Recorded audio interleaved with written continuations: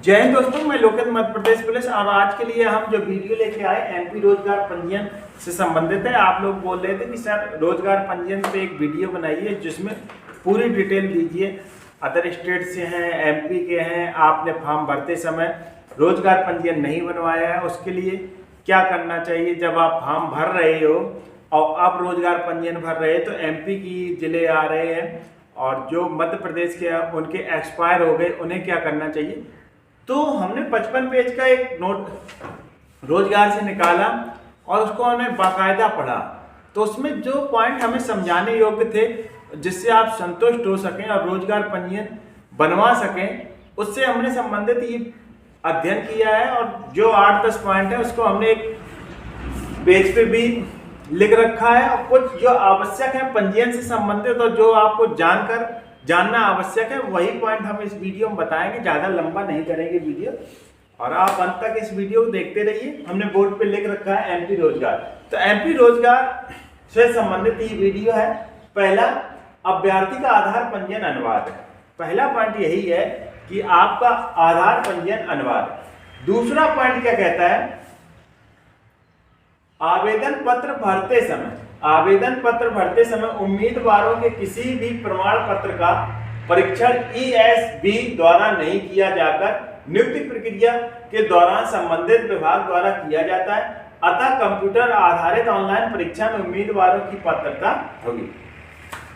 इसमें यही कहा गया है कि जब आपने फॉर्म भरा है और उसमें रोजगार पंजीयन का आपने टिक लगा दिया और आप पे रोजगार पंजीयन नहीं है तो आप ऑनलाइन परीक्षा दे सकते हो। उसमें आपको एक एडमिट कार्ड ले जाना रहता है और आपको एक कोई ID ले जानी रहती है जो वहां पर मान्य हो जाए।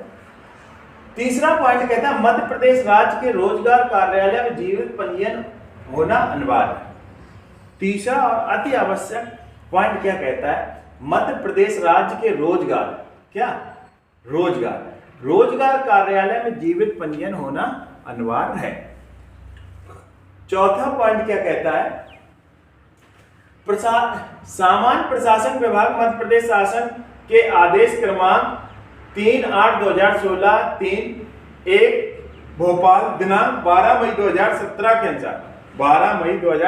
के अनुसार तृतीय और चतुर्थ श्रेणी के सभी पदों के अभ्यर्थियों का एमपी के रोजगार कार्यालय में जीवित पंजीयन होना अनिवार्य है।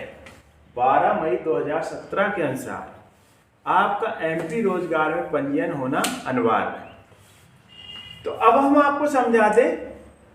पहला, आप जिन लोगों पे रोजगार पंजीयन है और जिसकी डेट निकल गई है वो रोजगार कार्यालय में जाके या किसी कैफे में जाके अपनी डेट आगे बढ़वा लें। अब अदर स्टेट वालों की जो समस्याएं आ रही थी उनका अब हम समाधान बता दें। आपने फॉर्म भरते समय रोजगार पंजीयन नहीं बनवाया है और अब आपके नंबर, आप उम्मीद कर रहे थे कि सर अच्छे नंबर नहीं आएंगे, अब हमारे नंबर ठीक आ गए और हम फिजिकल की तैयारी कर रहे हैं, तो घबराने की कोई ज़रूरत नहीं है। आप जाइए मध्य प्रदेश राज्य के रोजगार कार्यालय, कहीं कैफे या रोजगार कार्यालय में जाइए और अपना जीवित पंजीयन करा लीजिए। हाँ, अब कुछ बच्चे के ये भी कमेंट आ रहे थे कि सर जैसे हम फॉर्म रोजगार पंजीयन का ऑन कर रहे हैं तो उसमें एमपी की ही जिले आ रहे हैं, तो आप किसी भी जिले में जाके उसमें सबमिट कर लीजिए, रोजगार पंजीयन बन जाएगा। अब कुछ जो आवश्यक पॉइंट हैं, आप मध्य प्रदेश से आए, मध्य प्रदेश पुलिस की तैयारी कर रहे हैं, आप कौन से वेतनमान में आएंगे, कौन सा श्रेणी है, कितने न्यूनतम अंक लाना है, ये सारी बातें अब हम आपको बताना चाहेंगे। ये 4 पॉइंट तो हमने ऑलरेडी लिख रखा है, 1 2 3 4।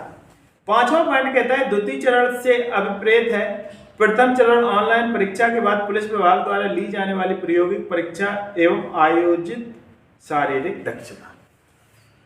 द्वितीय चरण से मतलब है कि आपने प्रथम चरण का है जो आपने रिटन पास कर लिया, दूसरे में आपको रनिंग करनी होगी, गोला फेंक करना होगा और लंबी कूद करनी होगी।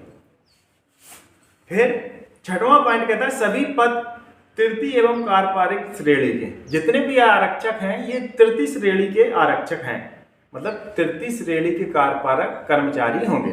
7वां पॉइंट कहता है सभी संवर्ग आरक्षक का वेतनमान 19,500 से 62,000 होगा। जितने भी आरक्षक हैं उनका वेतनमान 19,500 से 62,000 होगा। 8वां पॉइंट कहता है जो अभ्यर्थी जिस इकाई में नियुक्त किया जाएगा 5 साल वहां पर नौकरी करने के बाद अन्य जिले में स्थानांतरण की पात्रता होगी। 8वां जो है वो कह रहा है कि आप जिस जिले में पदस्थ हो गए, वहां पर आपको 5 साल नौकरी करनी होगी, इसी के बाद अन्य जिले में स्थानांतरण की पात्रता होगी। 9वां, जिला कार्यपालक बल संवर्ग के लिए चयनित अभ्यर्थियों को गृह जिले में पदस्थापना नहीं दी जाएगी। आप जिस जिले के हो उस जिले की पदस्थापना नहीं दी जाएगी। अगर कोई रियल कंडीशन है तो राज्य प्रशासन इस पे बहस करके आपको गृह जिला दे सकता है। और 10वां पॉइंट क्या कहता है, हमने आपको जैसे बता रखा है कि मेरिट कम जाने के चांस हैं, तो इसमें बताया गया है कि आपको 100 में से 30 अंक लाना अनिवार्य है। 100 में से 30 अंक होंगे तभी आप पात्र होंगे। 10वां, समान अंक प्राप्त करने वाले उम्मीदवारों की आपसी सहवरिष्ठता आय के आधार पर निर्धारित की जाएगी। अर्थात समान अंक प्राप्त करने वाले जिस उम्मीदवार की आयु अधिक होगी वह मेरिट क्रमांक में समान अंक प्राप्त करने वाले कम आयु वाले उम्मीदवारों से ऊपर होगा। कहने को मतलब आपके बराबर अंक आ गए हैं और जिसकी आयु ज्यादा है उसे पहले वरिष्ठता दी जाएगी, इसके बाद आपको दी जाएगी। तो एमपी रोजगार वालों को फिर से एक बार हम आपको रिपीट करते हैं, एमपी रोजगार आपका नहीं बना है तो आप जाके बनवा लीजिए। पहला पॉइंट कहता है आधार पंजीयन अनिवार्य है। दूसरा, जब आपने फॉर्म भरा होगा उस समय आपको कोई डॉक्यूमेंट से नहीं मांगा गया, नियुक्ति प्रक्रिया के दौरान सारे डॉक्यूमेंट तैयार किए जाएंगे तो आप बनवा के तैयार कर लीजिए। मध्य प्रदेश राज्य के रोजगार कार्यालय में जीवित पंजीयन होना चाहिए। चौथा, 12 मई 2017 के अनुसार तृतीय और चतुर्थ श्रेणी के सभी पदों के लिए अभ्यर्थियों का एमपी रोजगार कार्यालय में जीवित पंजीयन होना चाहिए। आप तृतीय श्रेणी के हैं, आपका वेतनमान 19,500 है।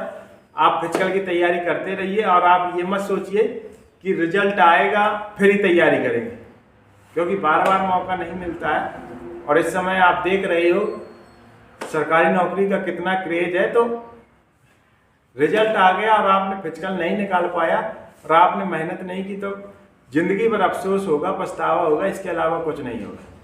तो इसलिए हम आपसे यही कहना चाहेंगे, अपने जब भी रनिंग करने जाते हैं तो कपड़े पहन के जाइए और जी जान लगा दीजिए, क्योंकि मौका बार बार नहीं मिलता है। आपके नंबर अच्छे हैं तो आप तैयारी करते रहिए, इसकी भी तैयारी करें और आगे भी तैयारी करते रहें। और नौकरी में आने के बाद भी आपको तैयारी करने का मौका मिलता है तो आप सोच रहे हैं कि हम लंबा उच्च पद पे जाना चाहते हैं तो आप इसका रेटिंग निकाल लीजिए।